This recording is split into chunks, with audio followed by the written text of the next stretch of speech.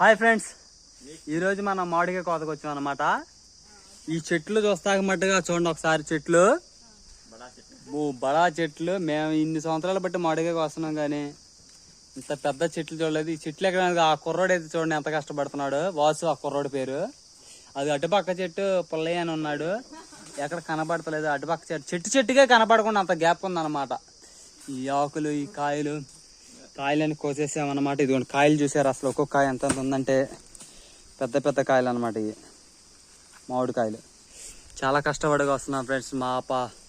మా పనులు ఎలాగ ఉంటాయి ఫ్రెండ్స్, మామిడికాయ కోత పనులు. వాసు చెప్పరా మన బాధలేంటి చెప్పు. కాయ చెప్పి ఒకసారి కాయ చెప్పి. అదిగో చూడండి ఫ్రెండ్స్, ఇది మనిషి కాయలు పడుతుంది ఫ్రెండ్స్. చూడండి మా బాధలు ఎలాగ ఉంటాయంటే ఒక మాదిరి ఉన్నావు. మెరీ అక్క, మా అక్క కూడా ఉంది ఫ్రెండ్స్. ఇటు పొండికాయలు ట్రైల్లోకి ఎత్తుంది.